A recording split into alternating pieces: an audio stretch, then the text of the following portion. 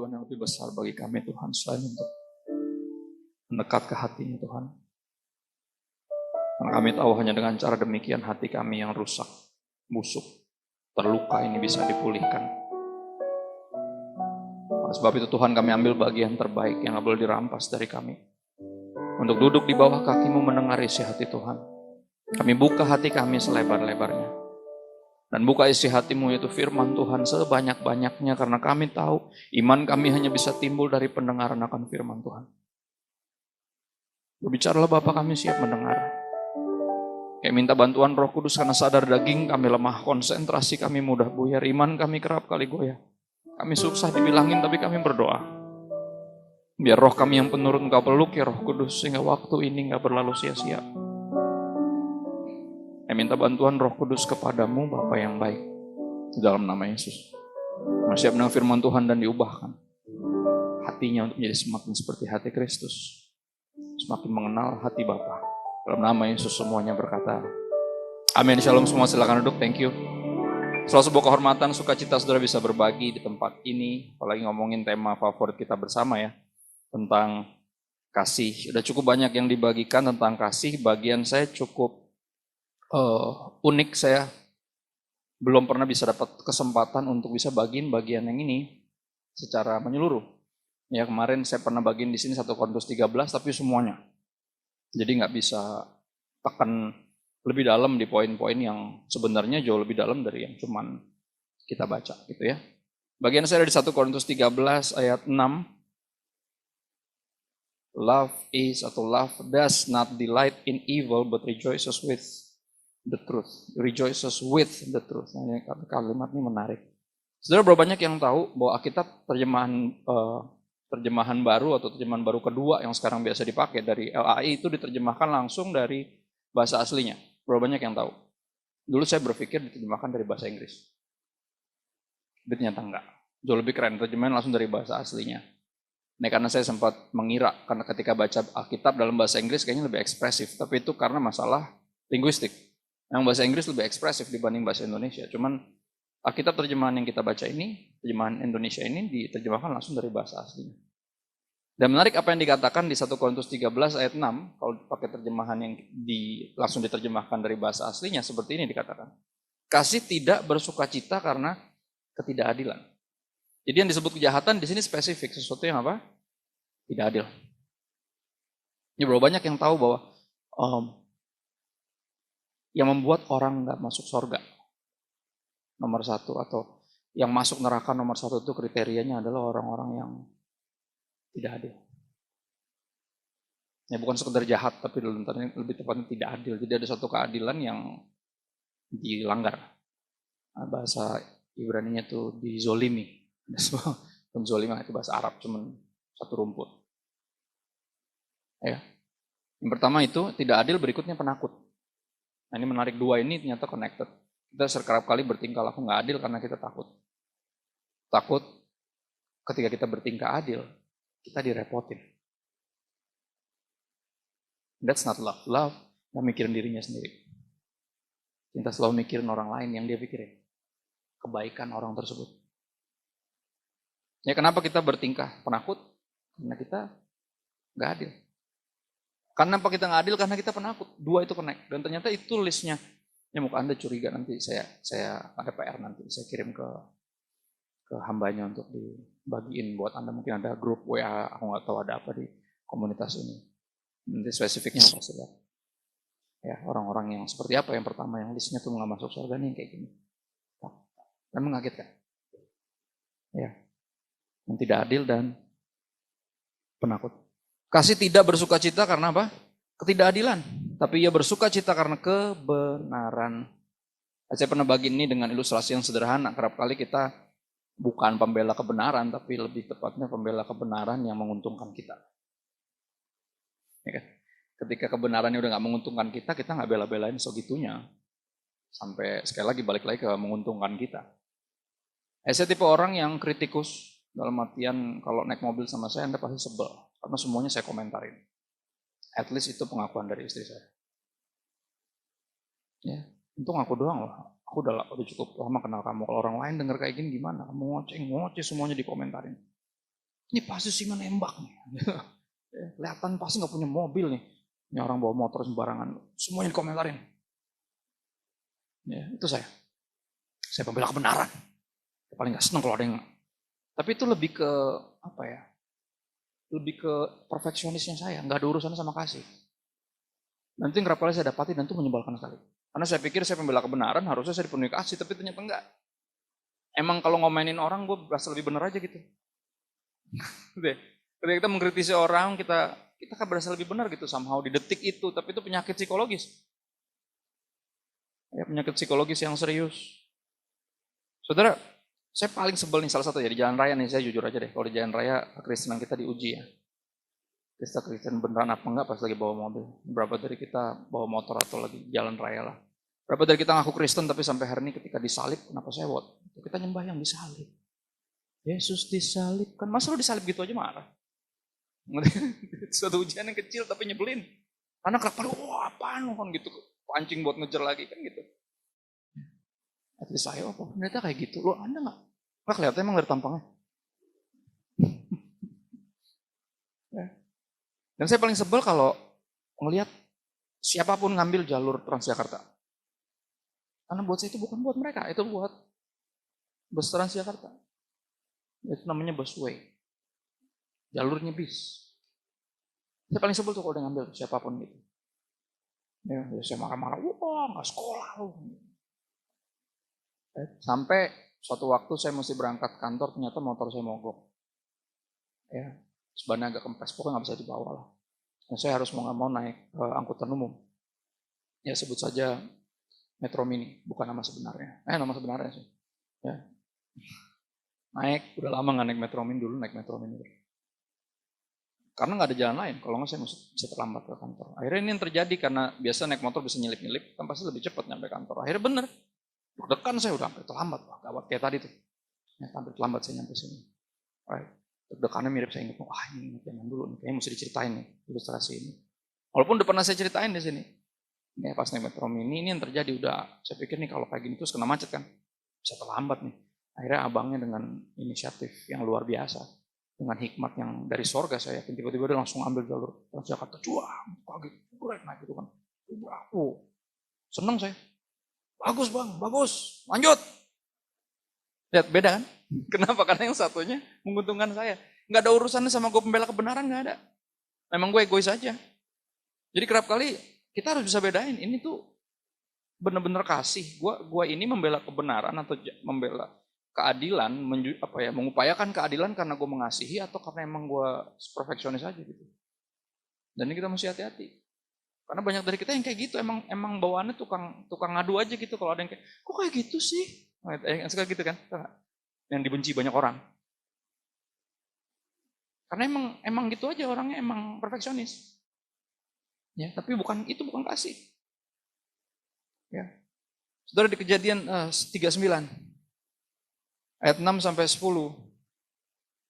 Kita lihat satu bagian yang menarik, dikatakan begini, segala miliknya, milik Potifar, diserahkan Potifar kepada kekuasaan Yusuf. Dan dengan bantuan Yusuf, Potifar nggak usah lagi mengatur apa-apapun selain dari apa?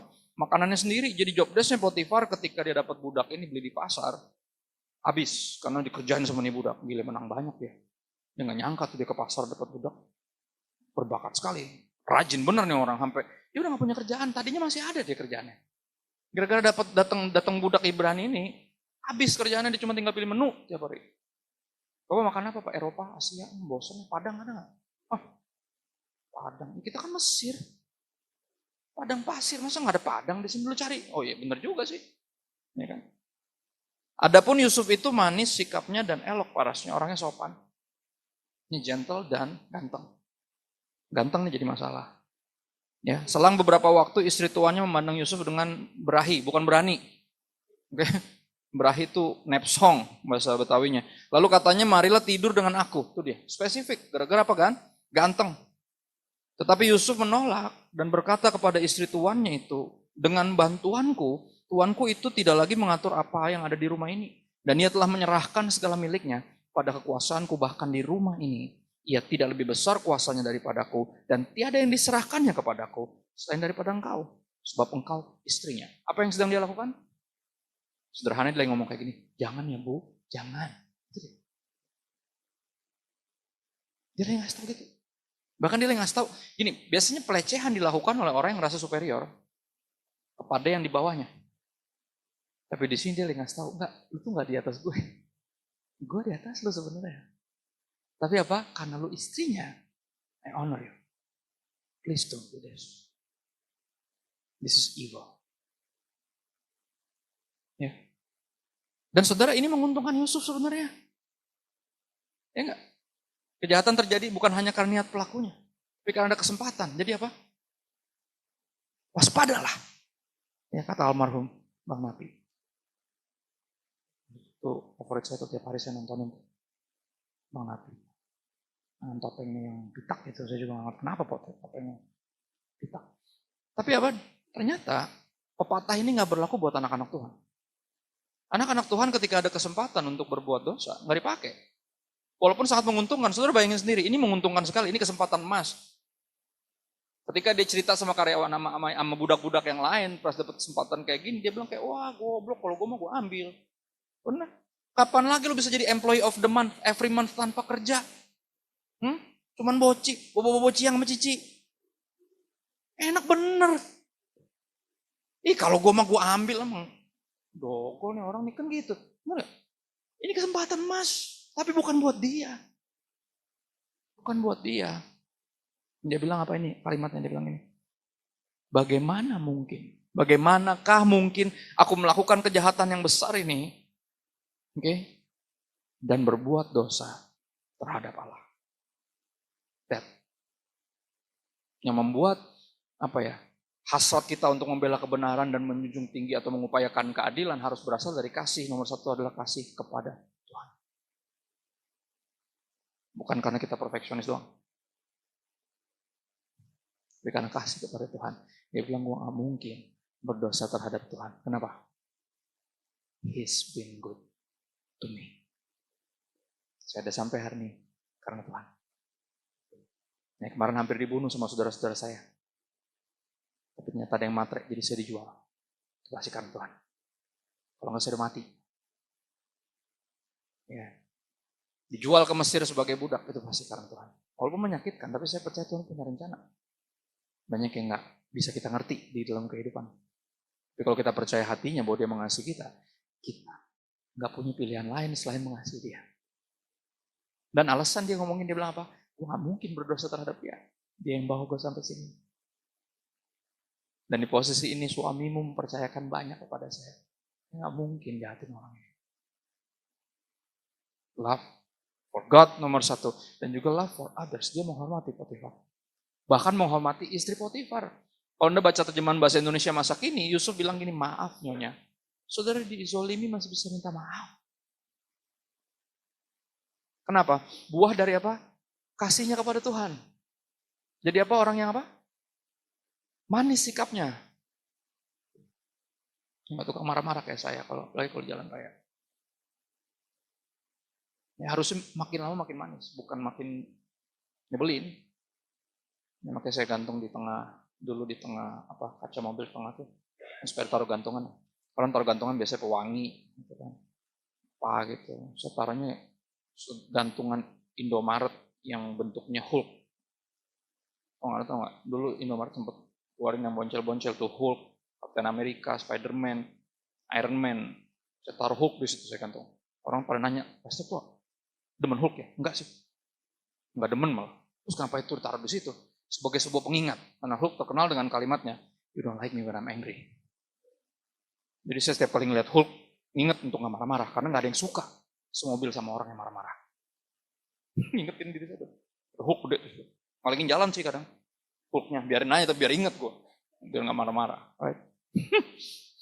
Ya, kita perlu pengingat-pengingat yang demikian. Saudara, kalau zaman dulu orang suka bikin monumen, tugu untuk sebuah pengingat, kita sekarang pakai yang kecil-kecil gitu. Ya, ada yang pakai labubu, nggak tahu juga mahal banget, gue juga nggak ngerti apa maksudnya. Buat ngingetin lu apa sih, nggak ngerti. Saya ada gantungan di tas saya, Donatello, kura-kura ninja. Sebagai sebuah pengingat saya lagi sekolah, Donatello kan paling pintar dari 4 kura-kura ninja tuh. Ya, dan Donatello tuh panjangan dari nama anak saya, Donatello. Saya nggak pakai Donatello-nya, pakai Dante aja. Dan Dante artinya bagus, tapi Donatello juga artinya bagus. Gift from God. Itu artinya. Sebuah pengingat, monumental. Saya suka yang gitu-gitu. Ya. Ayat 10.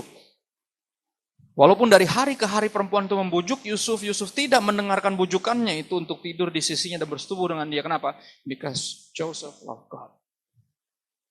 Love for God. Kita dikasihi supaya kita mampu mengasihi, dan cinta kita kepada Tuhan yang membuat kita nggak berbicara, nggak bisa nggak speak up, nggak berdiri untuk kebenaran.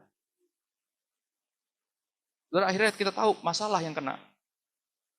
Karena integritasnya, karena dia pembela kebenaran, karena dia mengasihi Tuhan, akhirnya difitnah, malah masuk penjara, alih-alih jadi employee of the month every month, malah masuk di penjara. Bayangin tuh.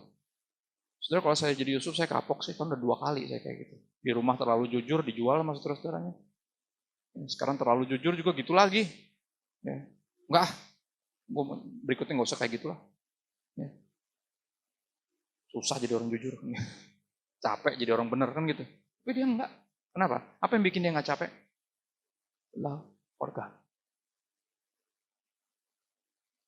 Itu nomor 1.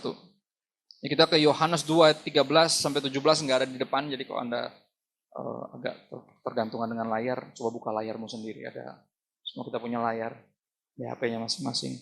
Ini tadi makanya saya lagi nyanyi. Saya pikir aduh, ini pendeta malah main HP. Karena saya suka gitu, tiba-tiba lagi nyanyi tuh, tambahin, gitu, seperti itu. Ya. Jadi kalau saya main HP, izinkan saya, karena saya bukan anak saya yang main HP. Saya pendeta, nggak mungkin pendeta main HP. Itu pasti ada ayat yang tiba-tiba, nih bagian yang ini. Love for God ini menarik. Yohanes 2 ayat 13 sampai 17, kalau udah sampai katakan amin, kalau belum katakan tunggu. Ketika hari raya Paskah orang Yahudi sudah dekat, Yesus berangkat kemana? Yerusalem. Dalam bait suci didapatinya pedagang-pedagang lembu, kambing domba, dan merpati, penukar-penukar uang duduk di situ. Ada yang jual DVD, somai, ya, bukan itu bazar gereja ya. Ia membuat cambuk dari tali. Saudara, Yesus yang ini, saudara nggak pernah dengar pasti di sekolah minggu. This is different Jesus right here. Dibilang dia ngapain? Membuat cambuk dari tali. Bayangin tuh. Sampai gereja nih. Wah, apaan nih gitu. Dari tali. Selepetin satu-satu. Bubar. Gitu. Bukan Yesus yang pernah kita baca di sekolah minggu. Nggak ada Yesus yang gitu. Yesus yang di sekolah minggu yang gendong domba tuh. Yang rambutnya kayak bintang iklan shampoo kan. Yesus yang itu, yang kayak orang bule. Kalau Yesus bukan orang bule. Orang Timur Tengah, bukan orang Amerika. Orang Eropa no. Right? Tapi Yesus yang ini, benar gak? Di sekolah minggu gak pernah nih diceritain. Yang segini agresifnya. Ya. Lalu apa? Mengusir mereka semua dari bait suci dengan semua kambing domba dan lembu mereka. Uang penukar-penukar dihamburkannya ke tanah. Dan meja-meja mereka apa? Balikin. Different Jesus yang kita bayangin di our mind's eye. This is different, of course. Makanya kalau baca Yesus tuh yang sungguh-sungguh. Yesus tidak seperti yang Anda kira. Saudara, bedain lemah lembut sama lemah gemulai. Yesus bukan nggak ngondek Yesus. Nggak penakut ya. Kalau ada yang mesti step up, dia step up. Ya. Orang Kristen kok marah-marah. Ya, bukan nggak boleh marah. Marahnya kenapa? Ya dong. Kata siapa nggak boleh marah? Nggak ada itu yang bilang nggak boleh marah. Nggak boleh simpan amarah, nggak boleh. Ya. Bahkan Rasul Paulus bilang, be angry but do not sin. Marahlah, tapi jangan berbuat dosa. Di sini Yesus marah nih. Dan itu bukan sekali, kalau kita baca kitab 4 Injil tuh 2 kali Yesus melakukan ini. Dalam 2 different occasions. Ya. Kepada pedagang-pedagang merpati, ia berkata gini, ambillah semuanya dari sini. Jangan kau membuat rumah Bapakku jadi tempat berjualan. Lihat, apa yang bikin dia melakukan hal ini? Ayat 17, maka teringatlah murid-muridnya bahwa ada tertulis, cinta untuk rumahmu menghanguskan aku. Apa yang buat Yesus melakukan ini? Love. Different kind of love. Yang kita nggak, sekali lagi kita tuh suka karikaturin cinta tuh begini. Dari ketika dia berlaku tegas, membuat disiplin, Itu bukan love. Orang Kristen kok demo lah. Kenapa dulu demonya? Ya, kita belajar dari Yesus. Dia yang bubarin semuanya. Kalau zaman sekarang saya lakukan itu bisa rame kolom komen. Pendeta kok gini? Lah, nggak pernah baca Yesus mana? Apa yang buat dia melakukan itu? Love. Love for his house, for the house of his father. Love for God. Nah, ini yang buat kita akan berdiri bagi apa? Kebenaran. Mengupayakan keadilan.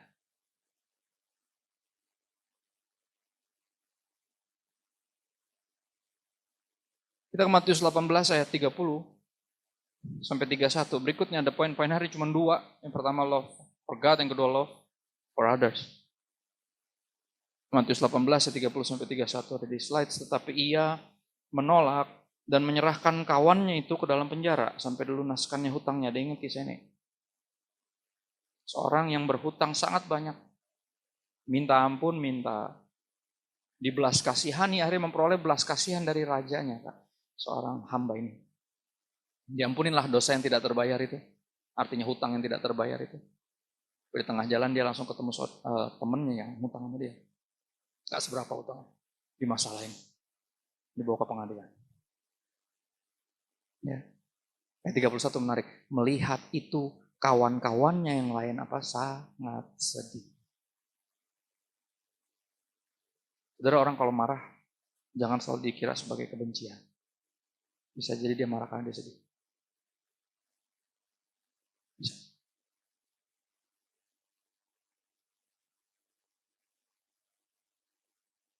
Lihat kawan-kawannya sedih kenapa?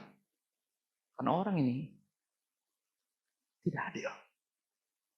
Dia baru diampuni. Kok bisa-bisanya dia masalahin? Dan ini sesama mereka loh. Sesama mereka. Dan sebagai orang Kristen sekali lagi.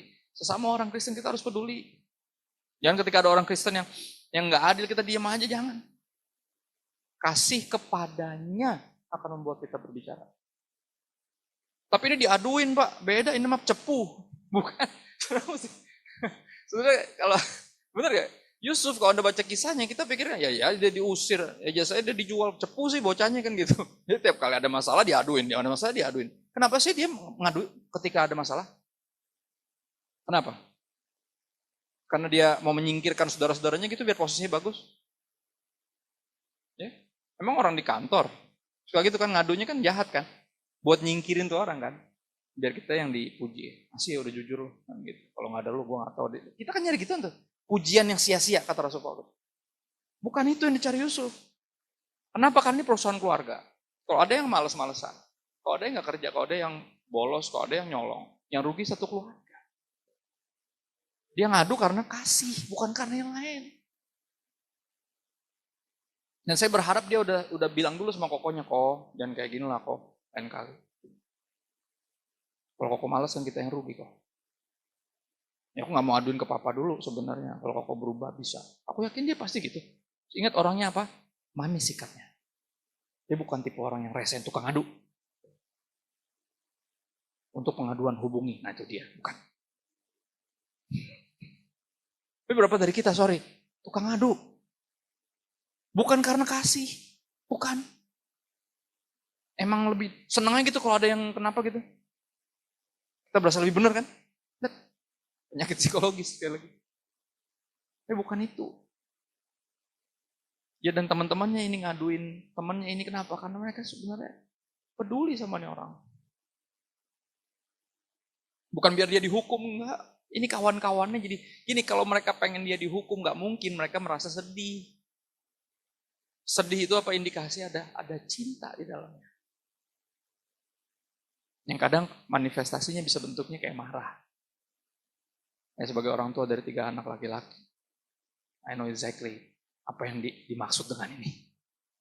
Ketika kita marah itu berasal dari hati yang mengasihi. Bukan karena jahat, bukan. Ya. 1 Korintus 13 ayat 6 aku pakai terjemahan sederhana Indonesia, dikatakan seperti ini, ada di slides-nya. Kasih itu berduka cita waktu melihat orang lain melakukan yang jahat. Kenapa? Karena sayang sama orang itu. Bukan karena kita jahat buat ngaduin terus biar dia bukan. Ya. Kasih itu berduka cita waktu melihat orang lain melakukan yang jahat, tapi bersuka cita waktu melihat mereka. The same people. Lihat. Orang lain yang tadi. Kita bersuka cita ketika mereka hidup sesuai ajaran yang benar. Jadi terganggunya kita, bereaksinya kita. Karena cinta, bukan karena yang lain. Karena cinta kepada apa? Sesama. Ingat, love for God and love for others. Sesuai perintah Yesus kasih kegenapan hukum Taurat dan seperti itu. Kasihlah Tuhan Allahmu dan kasihlah sesamamu. Right? Exactly. Yeskiel 33 ayat 7-9. Manifestasi dari kasih kepada sesama dalam bentuk yang ini adalah teguran, nasihat, bahkan disiplin. Yeskiel 33 ayat 7-9. Bila mana engkau mendengar sesuatu firman daripadaku, peringatkanlah mereka demi namaku. Garisin kata-kata itu. Karena itu fokusnya. Love for God. Oke. Kalau aku berfirman kepada orang jahat, garisin kata orang jahat, kan orang jahat muncul berkali-kali. Kalau aku berfirman kepada orang jahat, hai orang jahat engkau pasti mati. Dan engkau tidak berkata apa-apa untuk memperingatkan orang jahat itu supaya bertobat dari hidupnya. Orang jahat itu akan mati dalam kesalahannya, tetapi aku akan menuntut pertanggungan jawab atas nyawanya daripadamu. Tetapi apa? Ayat 9. Jikalau engkau memperingatkan siapa? Orang jahat itu, supaya ia bertobat dari hidupnya, tetapi ia nggak mau bertobat, ia akan mati dalam kesalahannya. Tapi engkau telah menyelamatkan nyawamu. Ya. Kenapa saya suruh garisin peringatkanlah mereka demi namaku? Karena ini yang kita kenal dari Tuhan kita. Dia tidak menghendaki satupun binasa. Dan biar manifestasinya, biar orang tuh tahu bahwa dia nggak pengen ada yang binasa dengan apa? Dengan anak-anaknya. Yang kalau melihat ada yang salah tuh speak up. Bukan buat jatuhin orang, bukan. Makanya nanti ada kasih itu menutupi segala sesuatu. Ketika ada yang salah, tegurnya bukan depan umum untuk dipermalukan. Oh, buat dijatuhin bukan. Karena bukan itu maksudnya. Karena apa? Kasih kepada sesama. Yang adalah kasih kepada Tuhan. Dia nggak menghendaki satu pembinasa, makanya dia yang kasih tau gue. Dan gue kasih tau lu. Bukan karena gue lebih benar, bukan. Ya. Tapi karena apa? Keselamatanmu tanggung jawab saya. Apalagi saya yang udah tahu kebenaran.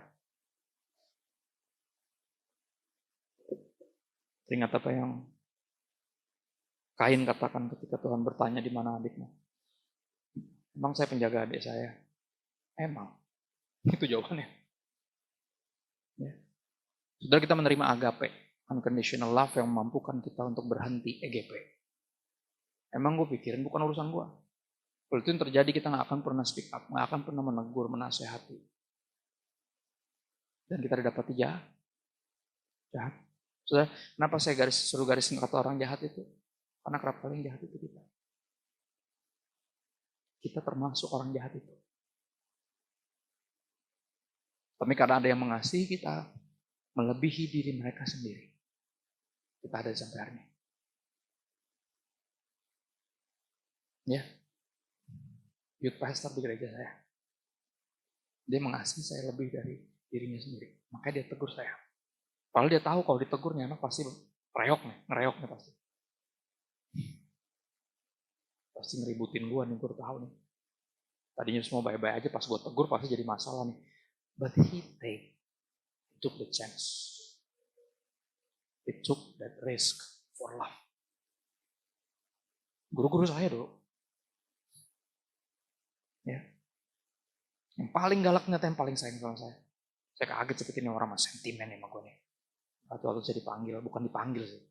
Habis kelas dia, digambrengin saya. Karena udah keterlaluan. Parah banget ya anak pendeta padahal. Nah, gak bener nih. Ya. Cabut dia dari kelas. Upsetly. Saya udah lihat marah.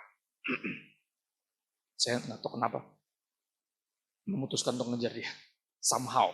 Kalau saya pikir selama ini dia sentimen dia pasti. Saya kejar terus. Saya bilang, Pak, sorry ya Pak. Ternyata dia sepanjangnya itu dia nangis. Dan dia ngomongin itu untuk kamu itu punya banyak bakat. Kalau kamu kayak gini terus, kamu gak jadi apa-apa. And it changed my perspective on people yang menegur saya. Ini yang saya yakinkan sampai hari ini, kalau ada yang tegur saya, itu pasti kan dia sayang. Bukan karena alasan yang lain. Dengan segala resikonya diambil. Dia gak mikirin dirinya sendiri. Dia mikirin saya. Makanya dia tegur saya.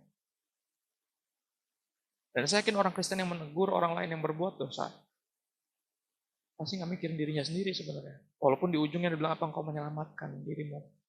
Tapi bukan itu. Tuhan bilang apa? Ayatnya bilang apa di situ yang aku minta garisin? Peringatkanlah mereka demi namaku. God is love. Jangan kirim sinyal yang berbeda. Ketika kita ngeliat orang hidupnya begajulan dan mental kita, bukan urusan gue. Udah gede ini, udah urusan sama Tuhan. G, P, no. Agape, bukan GP. Ya. Saudara, resiko Yesus datang untuk menegur kita adalah dia disalib. And it took that risk for love. Ingat, bukan hanya kasihnya kepada rumahmu yang membuat dia usir semua tukang jualan. No. Yang bikin dia disalib, kasihnya kepada baitnya. Ingat, tubuh kita ini bait Allah, kita ini tempat di mana Tuhan tinggal. And He loves us lebih dari dirinya sendiri.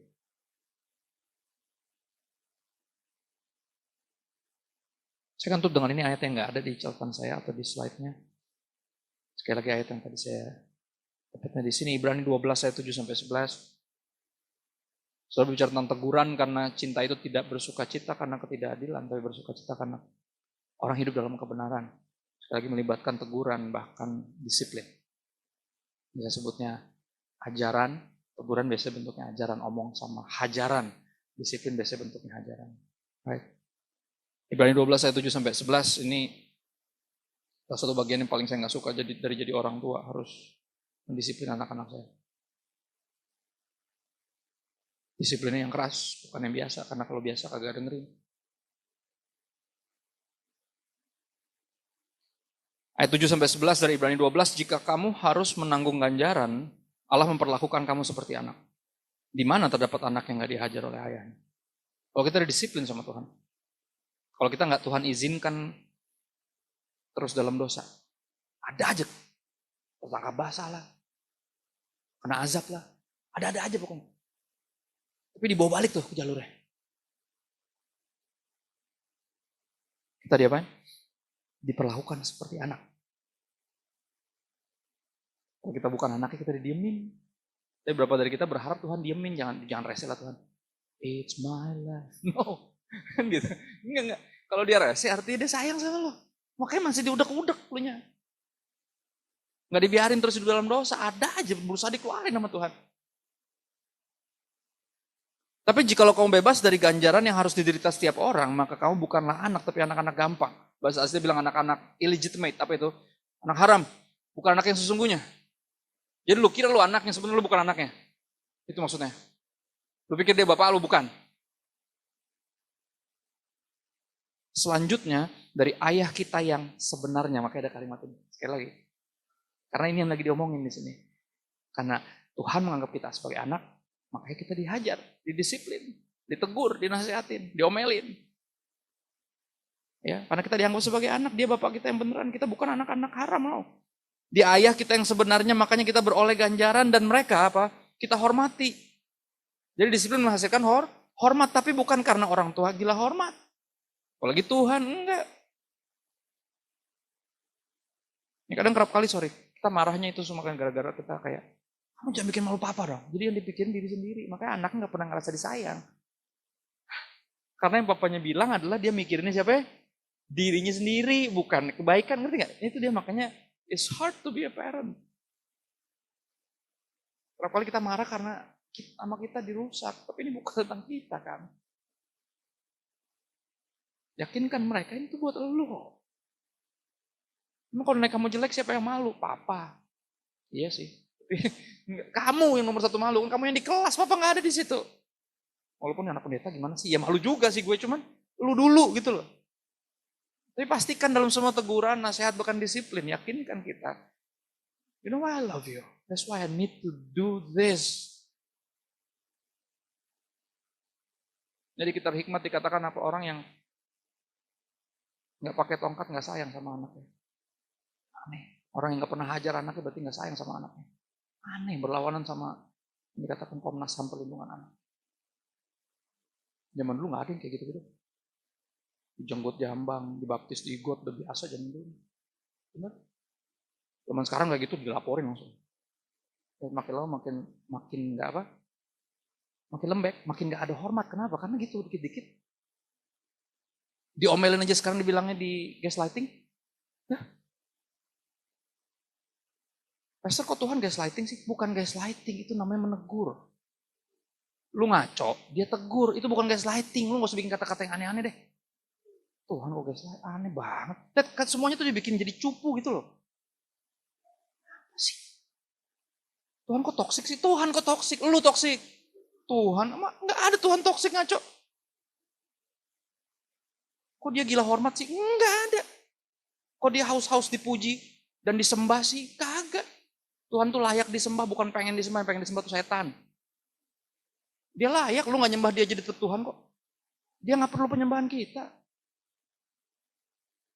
Jadi jangan, itu dia, kita kan udah hidup di era yang aneh. Disiplin itu sesuatu yang jahat. Padahal apa? Itu cinta. Dari ayat kita yang sebenarnya kita beroleh ganjaran dan mereka kita hormati. Kalau demikian bukankah kita harus lebih taat kepada Bapa segala roh supaya kita boleh hidup? Artinya ketika kita dihajar, ketika kita kena batunya, ketika kita gak dibiarin get away with murder, belum tanda kutip. Karena dia mengasihi kita, perkara yang lain. Supaya kita boleh apa? Boleh hidup. Sebab mereka mendidik kita dalam waktu yang pendek sesuai dengan apa yang mereka anggap baik. Ini orang tua kita yang di bumi. Tapi dia menghajar kita untuk kebaikan kita. Because apa? Love. Supaya kita beroleh bagian dalam kekudusannya. Supaya kita bisa hidup benar. Karena itu sukacitanya. Dia nggak menghendaki satu pun binasa. Jangan lupa itu. Memang, ya jujur li. Tiap-tiap ganjaran pada waktu ia diberikan tidak mendatangkan sukacita. Setiap kali ada disiplin, ada hajaran, nggak ada yang suka. Diomelin aja nggak suka. Karena anak sekarang kalau diomelin nggak usah ngegas dong. Enggak. Oh, ini anak belum pernah kenalan sama ikat pinggang loh. Gitu. Zaman dulu ikat pinggang, kemoceng. Kemoceng siapa pak? Kemoceng siapa?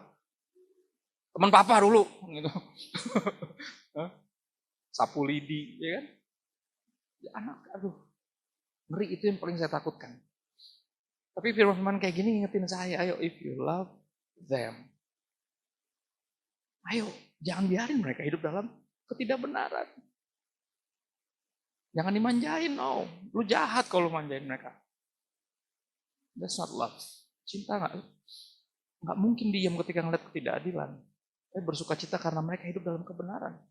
Bukan karena diri sendiri, bukan karena perfeksionis sekali lagi. No. Love for God and for others. Ya, memang tiap ganjaran pada waktu diberikan gak mendatangkan sukacita tapi duka cita, tapi kemudian ganjaran itu, disiplin itu menghasilkan buah kebenaran yang memberikan damai kepada mereka yang dilatih olehnya. Ya, ingat setiap kali kita lagi dihajar sama Tuhan, lagi disiplin sama Tuhan, harusnya hati kita benar-benar menyadari, gila gue disayang banget sama Tuhan. Itu dia maksudnya. Right? Memberikan damai kepada yang dilatih olehnya. Ya karena baik ajaran maupun hajaran keluar dari hati yang sama. Hati yang apa? Terlalu sayang. Ya, this is what love is. Kasih tidak bersukacita karena ketidakadilan. Tapi ya bersukacita karena kebenaran. Yuk berdoa bentar ya. Mesti boleh maju ke depan mainkan lagu sedih. Supaya saya terdengar lebih rohani. Saudara, saya nggak tahu kita yang mana, karena ada beberapa dari kita yang emang perfeksionis aja. Jadi kalau ada yang nggak adil tuh kita nggak senang cuman ya karena kita, bukan karena cinta. Ya, hari ini kita dibukakan tentang kebenaran itu bahwa harusnya berasal dari kasih, bukan dari yang lain. Ya, kasih kepada Tuhan dan kasih kepada sesama.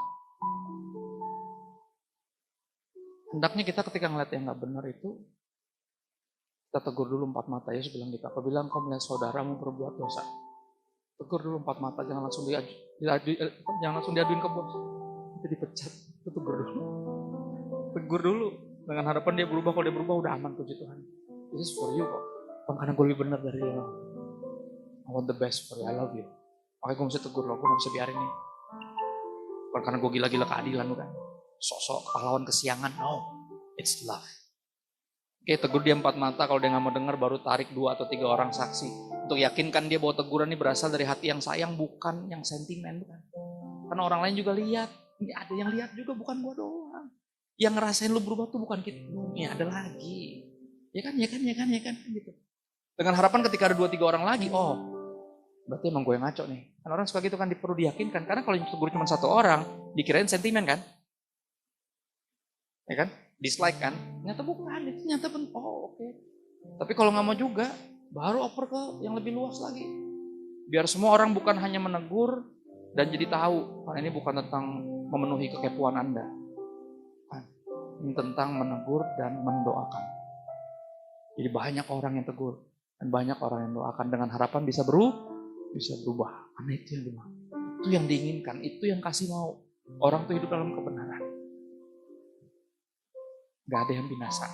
Itu yang kasih mau. Dan biar cinta yang ini memenuhi hati kita. Kita jadi orang yang menjunjung tinggi keadilan, tapi bukan dengan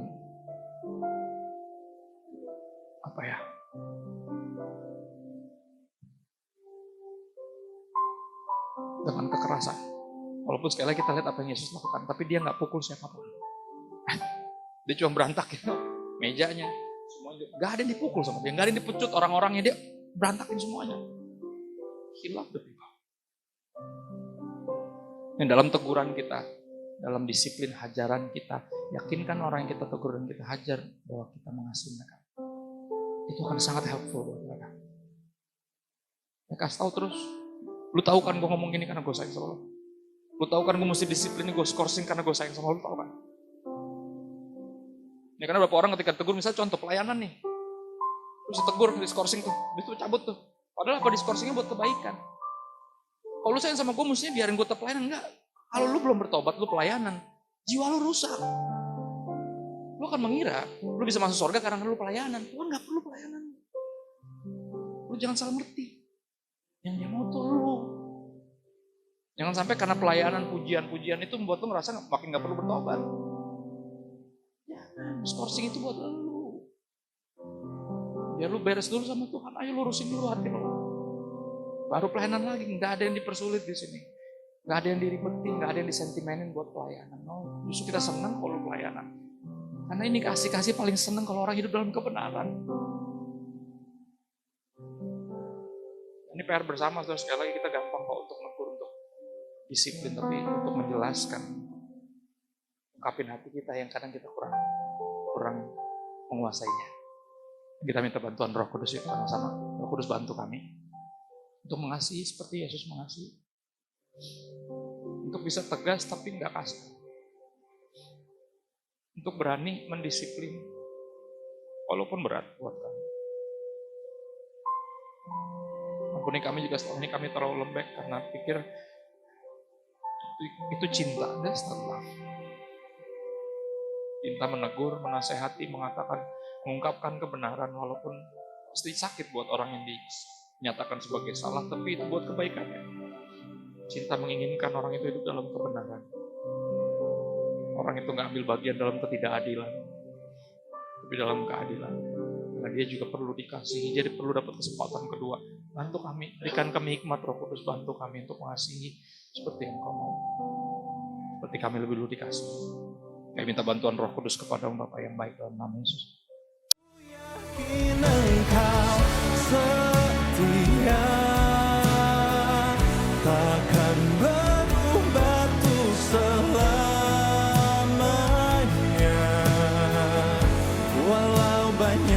yang tak